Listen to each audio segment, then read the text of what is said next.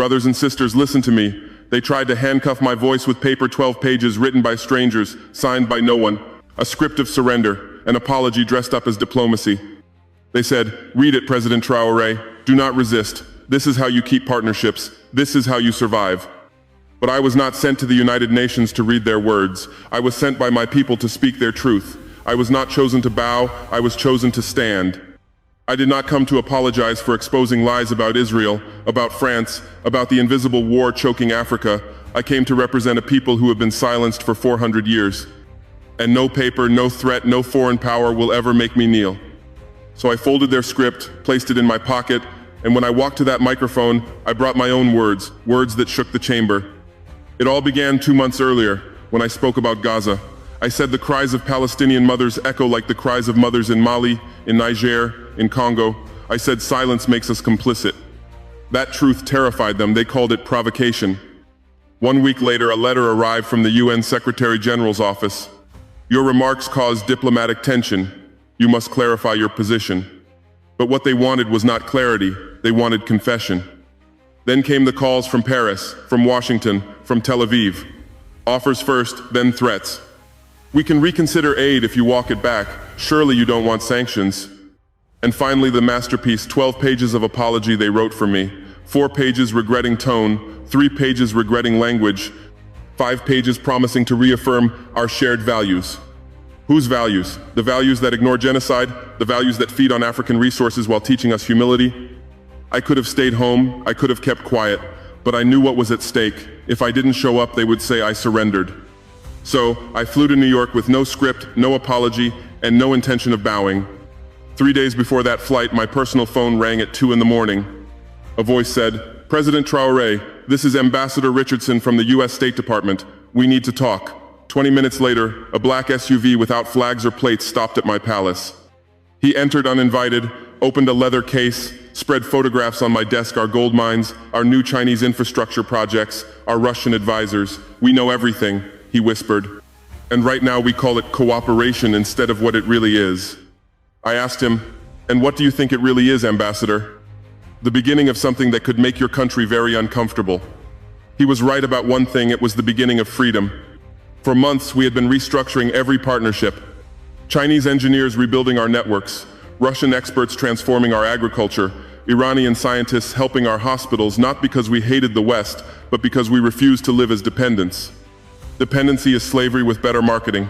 Richardson leaned forward. That UN speech doesn't have to be confrontational. You can make your point and still keep your friends. I looked him in the eye. When your country invaded Iraq, did you apologize first? He said, that's different. When France bombed Mali, did they ask African permission?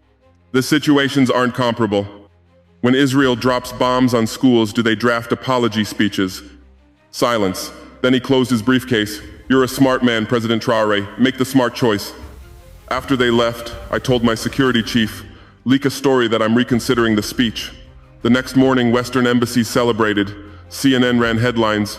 Burkina Faso leader may soften stance. The BBC quoted sources saying I was open to compromise. They had no idea they were being played. While they toasted their victory, I stood in Revolution Square before 50,000 Burkinabe. They think we will apologize, I told them. They think Africa still begs for permission to speak.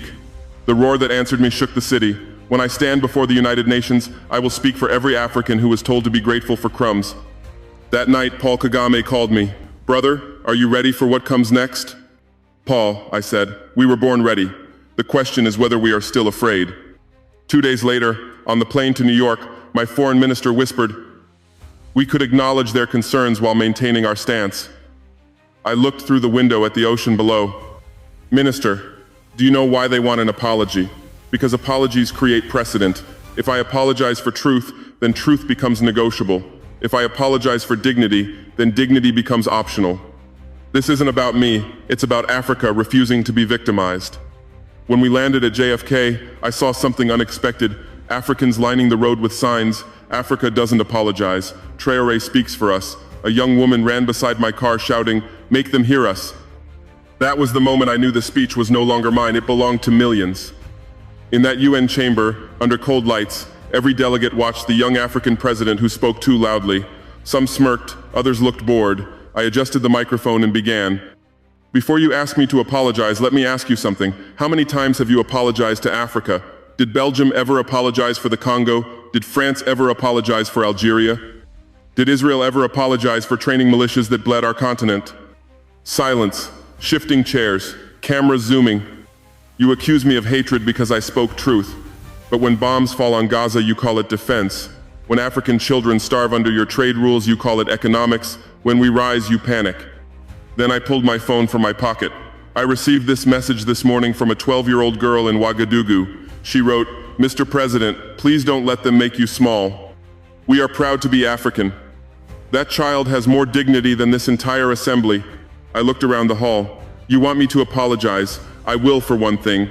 I apologize that it took this long for an African leader to stand here without fear. I apologize that my predecessors believed they must choose between sovereignty and survival. I apologize that African children grew up thinking Western approval was oxygen. But I will not apologize for rejecting occupation disguised as diplomacy. I will not apologize for being African and proud. And if that makes you uncomfortable, then for the first time you understand how we have felt for centuries. Not a clap, not a breath, just silence heavy enough to carry history. 3 hours later, the African Union called an emergency meeting. 43 ambassadors drafted what they named the New York Declaration. No more conditional aid, no more apologies for sovereignty. Within 2 days, 12 presidents had signed. But the true tremor came from the people. In Nairobi, students organized Dignity Day. In Lagos, women boycotted products from companies backing occupation. In Accra, musicians mixed my speech into songs. In Cape Town, murals appeared with faces of Nkrumah, Mandela, Sankara, and beneath them, the unbroken chain. The retaliation came fast. The EU froze funds. The IMF delayed reviews. French media called me dictator. American think tanks warned of isolation. I told my people, what they call isolation, we call independence. Then the world began to listen not to them, but to us. In Jamaica, a radio host aired the full speech. Finally, an African president with a spine. In Harlem, artists painted a mural. My silhouette, a red map of Africa behind it. 3 words beneath, no apology given. Days later, Haiti's prime minister called me, "You've reminded us who we are." Within a week, Haiti withdrew from World Bank programs.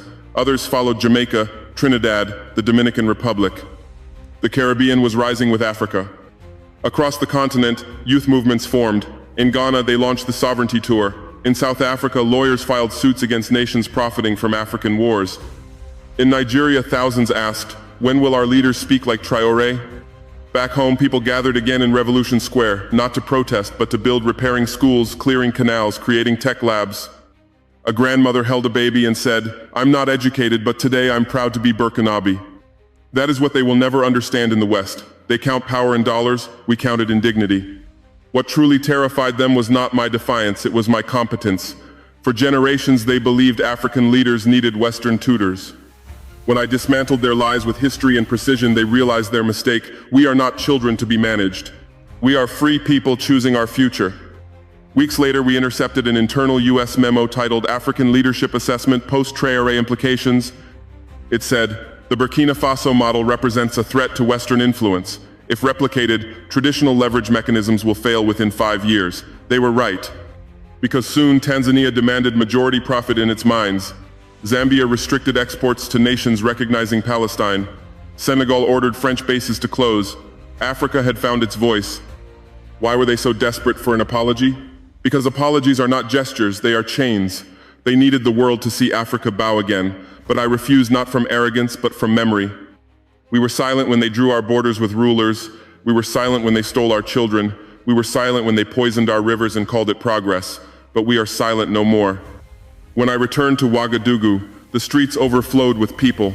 Families, elders, children waving signs. You spoke for us. An old man walked toward my car, leaning on a carved cane. My guards wanted to stop him, but I said, "Let him come." He tapped on my window. "Young man," he said in our language, "I fought for independence in 1960. Today, you made that fight worthwhile." He placed something in my hand, a small piece of fabric, our first flag. "Keep this," he said. "Freedom is not a gift, it's a choice you make every day." That night I spread the flag on my desk and realized the speech at the UN was not an ending, it was a beginning. The beginning of an Africa that will not apologize for its excellence. An Africa that will not beg for what it can build. An Africa that knows the difference between diplomacy and surrender. Months later, the African Union invited me to speak again. The theme, New African Leadership for a New Century. As I prepared, I remembered that grandmother in Revolution Square, the young woman running beside my car, the old fighter with his flag. They did not want me to speak for them, they wanted me to remind them they could speak for themselves. So hear me now, brothers and sisters, never apologize for defending your people, never dilute your voice to make oppressors comfortable, never trade truth for treaties. History remembers the bold, and history will remember this moment not as the day Africa begged for forgiveness, but as the day Africa stood tall and refused to kneel. Because when you represent those who have been silenced for centuries, your voice becomes their weapon. When you refuse to bow, you teach them to stand. When you choose dignity over comfort, you remind the world that dignity is freedom. If you believe Africa deserves to speak without permission, if you know we are not less but simply less represented, then remember this day, the day we said no to their apology and yes to ourselves.